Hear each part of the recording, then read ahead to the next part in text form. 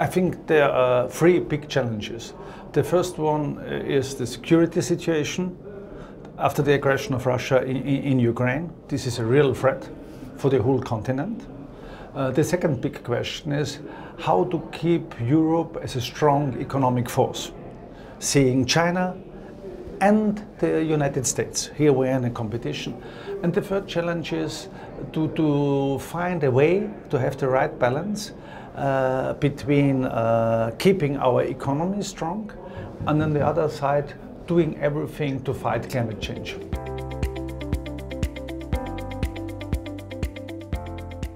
I think the most important thing is to be very close with the United States. The whole Western world has to be very close in this aggression because Putin has also his partners, speaking of Northern Korea, speaking of Iran, in an open way and in a silent way, how China is supporting Russia. So this is really a fight between democracies and autocracies.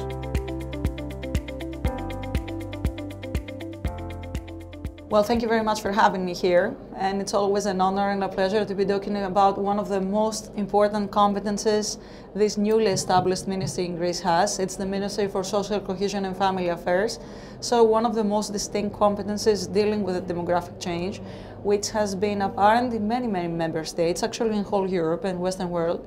We can see those declining birth rates happening since 1981 in Greece and many other member states. So aging population, fewer babies, and we have elder women having children, which also leads to IVF, leads to other options that need to be explored as well, and making the whole thing very burdensome for the family, for the person that wants to have a family, and of course very costly.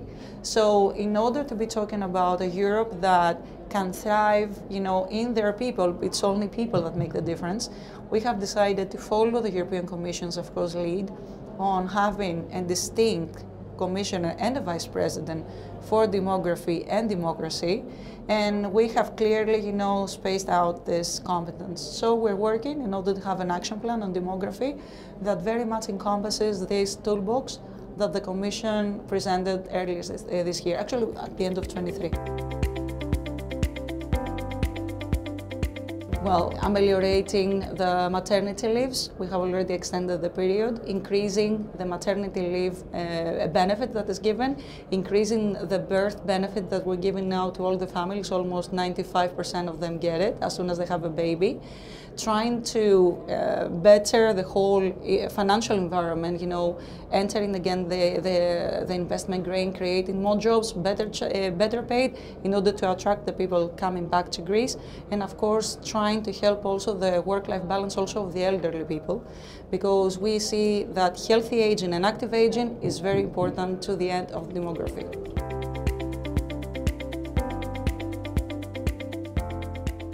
We have a leading role in that. As you know, we are the pillar of stability in the southeast of Europe. First of all, we were on the right side of the history when we decided to support Ukraine against this despicable Russian invasion 2 years ago. But apart from that, you know that Greece becomes an energy provider security for the whole southeastern Europe. Why? Because in Alexandroupolis, a port city in northern Greece, we have created a very big infrastructure with FSRU, a floating platform 11 miles off the Thracian coast, in order to bring liquefied natural gas and to provide it in the future to all our neighbors. We're talking about Bulgaria, Romania, about Moldova, why not Ukraine? So Greece can play a pivotal role in energy security, especially now because, as you know, the European market is looking for alternative and differentiated resources of natural gas.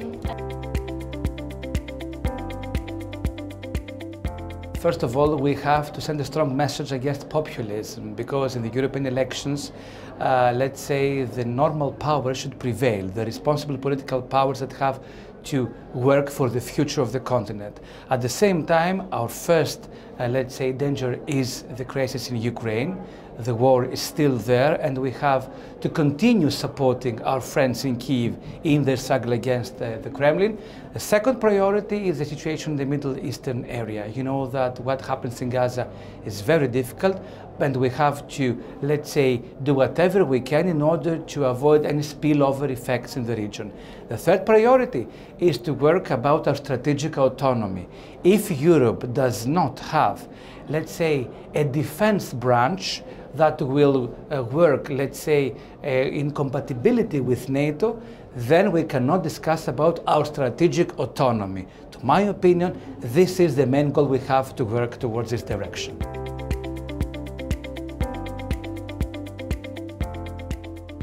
About safeguarding our future, our norms and our principles. So the role of Cyprus is the same as the role of all the member states of the European Union.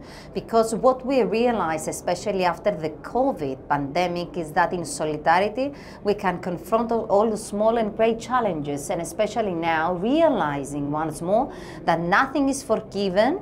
So we need to safeguard our values, and by that safeguarding the future we want to live in. So we need to answer with more democracy, more diplomacy, and of course I do believe that Cyprus can be a catalyst to all these challenges we have in front of us, and because of her geostrategically important role, and because of the people and the mentality, and because of course in the end of the day we are part of this spectacular European spectrum of countries that they believe in the same values and in the same principles.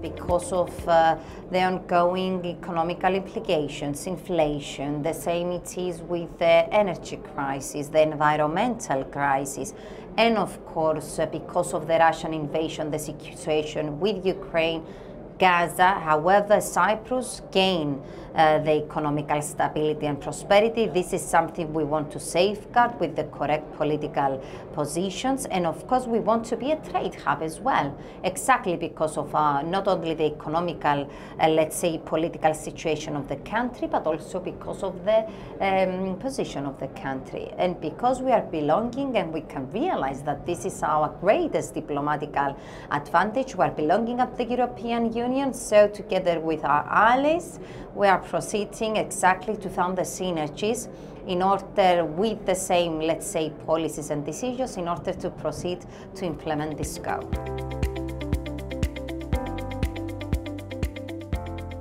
There are many challenges. Challenges are all over the world. We host the highest number of conflicts ongoing since Second World War. This means that first thing we have to do is offer a sense of protection to our citizens. But this is also an opportunity, because this context of challenges and conflicts, I am sure that will help out the process towards growing efficiency in the decision-making process for Europe.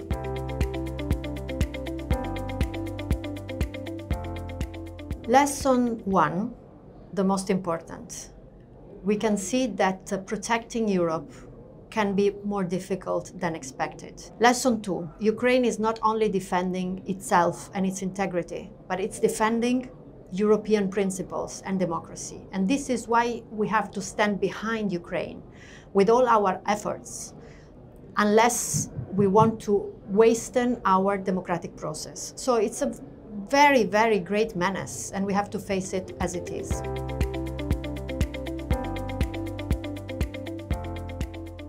I think that the actually changing geopolitical scenario needs more Europe. Europe is an architecture of great democracy, rule of law, and respect for human rights. The moment when we are seeing that all this is decreasing in the world, we need more Europe. And this is why we strive for a more efficient European Union. So as the Minister of the Interior, I do realize that we don't know any national security challenges anymore, but that all these security challenges are international. And I believe Europe can really play a role on the international security field, also of course the defense field, given the geopolitical situation.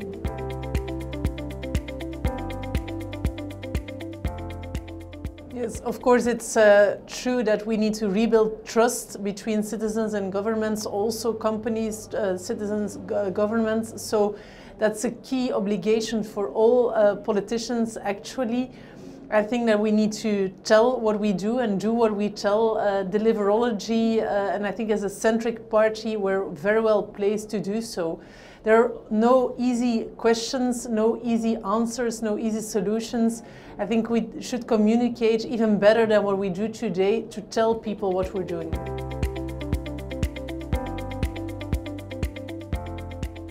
The synergies between Europe and America are huge. The opportunities for both trading blocs are enormous.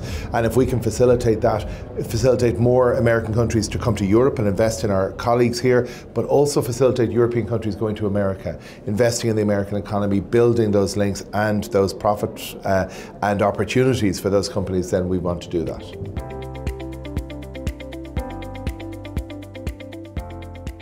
First of all, Ukraine cannot fail. That's the most important thing. I visited Ukraine about 2 months after the conflict started, and I was for the first time then convinced that they can prevail. What victory looks like is a different question, but certainly a return to the February 2020 borders is really, 2022 borders is really, really important. Europe needs to stand behind Ukraine and to support in whatever way it can. Ireland is a militarily non-aligned country, so we couldn't get involved in any military action, but we have an involvement supporting Ukraine in other ways. Obviously, its candidate status within the European Union is really important, and to build a community that is Europe looking rather than Russia looking is the way forward, I think.